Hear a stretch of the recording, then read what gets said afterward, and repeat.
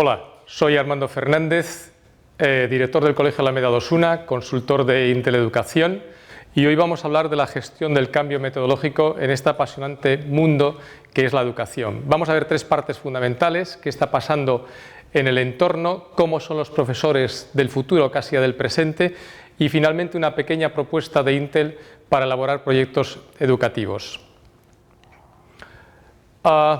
Algo que ocurre en el entorno y que pasa desapercibido es el cambio y la innovación tremenda que tenemos en la sociedad. Tenemos una mayor esperanza de vida, crecimiento de toda la investigación médica, tenemos máquinas y sistemas inteligentes que están invadiendo todas las cadenas de producción, estamos en un mundo cada vez más informatizado, estamos en un nuevo ecosistema de comunicación, estamos en organizaciones superestructuradas que ya no sabemos dónde tienen las residencias fijas. Estamos en un nuevo ecosistema de comunicación en el que ya la parte gráfica, el mundo digital, ha invadido y ha ido mucho más allá que la expresión escrita y el soporte en papel. Estamos ante organizaciones superestructuradas con residencias en distintos países del mundo, viajando por todos los lados. Estamos en un mundo globalmente interconectado. Ya los sucesos que aparecen en Japón, China, llegan al amanecer a Europa, y estamos ante uno de los grandes avances de la ciencia médica, la neurociencia. Cada día conocemos y sabemos más de cómo se comporta el cerebro ante estímulos externos. Esto nos lleva a plantearnos cómo tienen que ser nuestros alumnos en 2020, cómo serán las personas que el día de mañana tengan responsabilidades sociales. Bueno, serán personas muy capaces, con pensamiento crítico, tendrán que ser personas creativas, tendrán que tener inteligencia y empatía social, tendrán que ser personas que trabajen en entornos interculturales, que trabajen en entornos interdisciplinares. La ciencia disciplinar creemos que ha muerto. Tienen que tener una gran alfabetización multimedia, tienen que gestionar la información, la enorme cantidad de datos que tenemos hay que transformarlos en información, tendrán que diseñar respuestas más allá de lo establecido y de lo escrito, respuestas ad hoc, y tendrán que tener dotes y competencias para poder colaborar de manera virtual, hacerse presentes en la red, estén donde estén. Visto el panorama que nos espera en 2020, ¿qué tenemos que hacer los profesores en este momento y cómo tenemos que transformar las aulas? Bueno, vamos a hablar del profesor 10C. Antes de ello, ¿qué pasa en educación y qué tenemos que plantearnos ante un cambio metodológico? ¿Por qué enseñamos? Los profesores enseñamos porque trascendemos, somos referentes éticos. ¿Para qué enseñamos? Enseñamos fundamentalmente para crear personas competentes y éticamente responsables. ¿Cómo enseñamos? Tenemos que colocar al alumno en el centro de atención de todas nuestras energías dentro y fuera del aula. ¿Dónde enseñamos? El concepto del aula ha cambiado. ¿Dónde está el aula? Hoy día hay una enseñanza 360 grados. En cualquier punto donde haya un profesor que tenga algo que enseñar y un punto de conexión, ahí estaremos enseñando. Y fundamental en el cambio metodológico, ¿qué y cómo evaluamos? Y aquí tenemos que hacer incidencia en las competencias y en la evaluación de procesos. Para todo este panorama que acabamos de dibujar, lo importante es la respuesta. ¿Cómo tenemos que comportarnos ante este desafío? Hay que pasar de un profesor por aula a un equipo de profesores. Tenemos que dejar las metodologías conductistas, el in front of, a metodologías activas, al trabajo por proyectos, a trabajos en Thinking-Based Learning, a trabajos por problemas.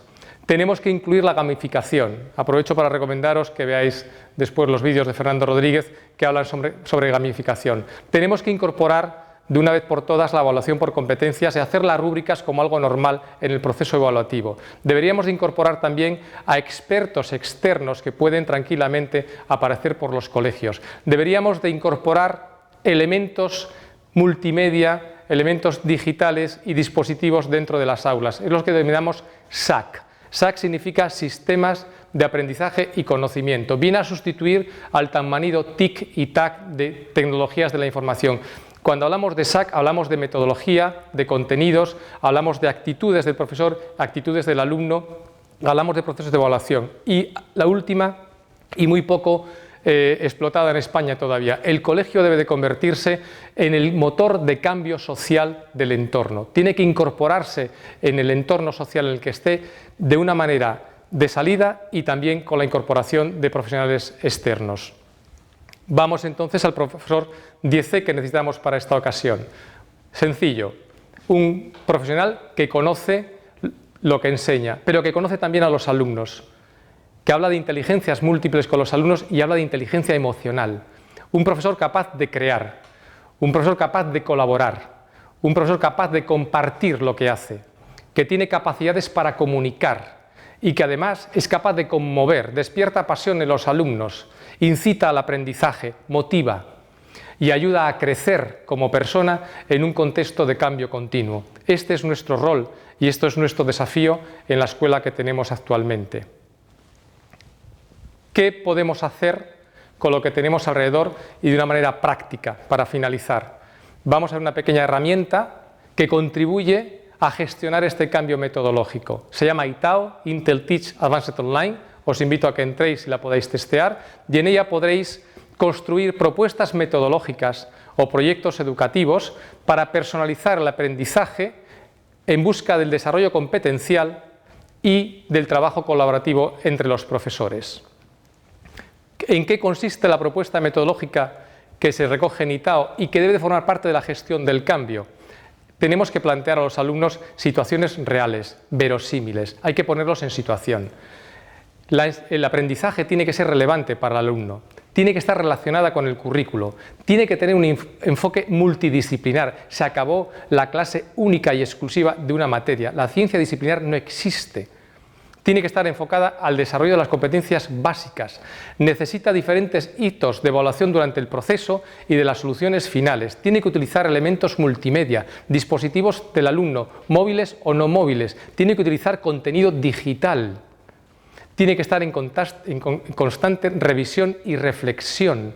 Esto es fundamental. No solamente reflexiona al profesor respecto a lo que hace el alumno tiene que reflexionar sobre lo que él también hace, ejecuta y propone.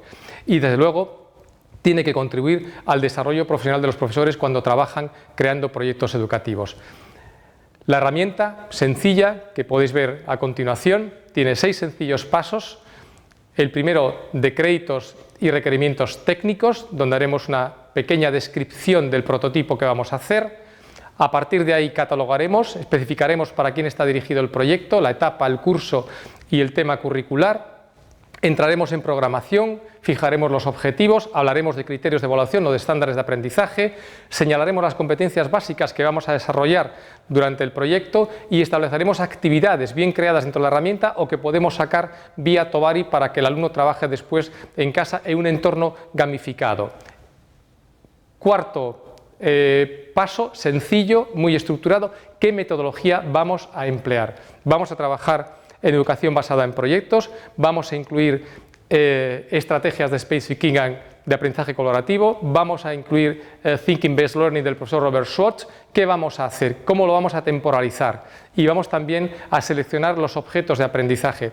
Dejemos de lado el concepto de libro de secuencia lineal y pensemos en objetos de aprendizaje que pueden venir de cualquier punto. Ya no podemos hablar solamente de editoriales, sino de empresas generadoras de contenidos o lo que el profesor o grupo de profesores pueda estar elaborando. Hablemos también de las competencias profesionales que el profesor o grupo de profesores desarrolla mientras trabaja, mientras pone en práctica el proyecto. Y al final documentemos lo que sucede en el aula o donde estemos. ¿Hemos alcanzado los objetivos? ¿No los hemos alcanzado? ¿Dónde hemos fallado? ¿Qué podemos mejorar? Reflexión, reflexión, reflexión. Esto es todo por hoy. Gracias a todos los que dedicáis vuestro tiempo a la educación. Nos vemos en EduLAN.